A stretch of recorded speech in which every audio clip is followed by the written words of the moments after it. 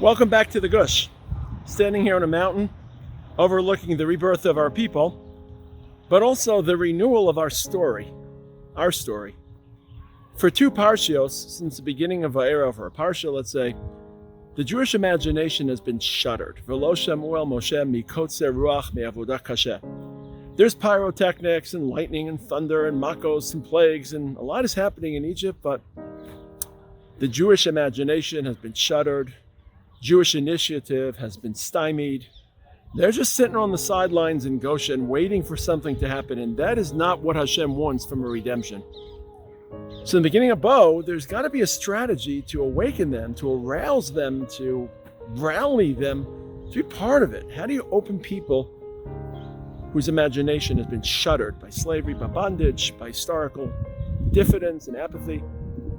Well, there's one way. Let it be storytellers. Ulaman tsaper bioznei bincha vein mincha isa sher salalti b'Mitzrayim v'sososai asher samti bam. Tell the Jewish people that the events that they're witnessing, these are the stories they're going to tell their grandchildren. Those grandchildren aren't alive yet.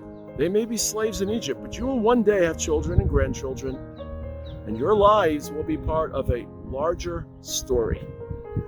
When you see your life as a story, rather than a snapshot, when there's a past and a future, rather than just living in the present, when you're part of a line and you're not just a dot, then all of a sudden become more courageous, more committed, more passionate.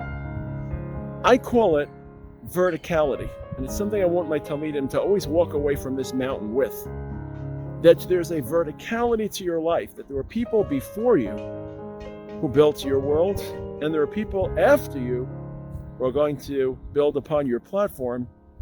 Your pictures will be hanging on a wall, and you'll be the subject of your story. And just that prospect, that concept, awakened the Jewish people.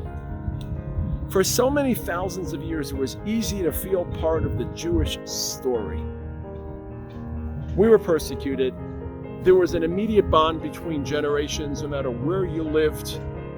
You tended to live in the same place as your parents, grandparents, and their grandparents, so there was a continuity. But even across the world, reality felt very similar to the reality of hundreds of years earlier. Things are changing now. First of all, Jews, thank God, are wealthy, and Jews are comfortable, and that's been a shift and a break with the past. So much of our past story is defiance and resistance, and now we're part of society and we're contributing to society. It's hard to feel part of the same story. Wealth severs us from our past, which unfortunately for the last 2,000 years was not wealthy. We're also part of so many other stories. So many Jews are committed to other stories: science, democracy, culture. They're important stories to be part of, and they're sub-chapters in our story. That's not our story. Our story is here. Our story is a people of Hashem, chosen to live in the land of Hashem and chosen to broadcast the messages of Hashem. And slowly but surely, we're stitching together that story. And when we find ourselves and see ourselves as storytellers, then all of a sudden our imagination shifts. And all those shutters come flying open. And we think about, what stories are we part of? What stories will be told about us? Shabbat Shalom, everyone, from the Gush.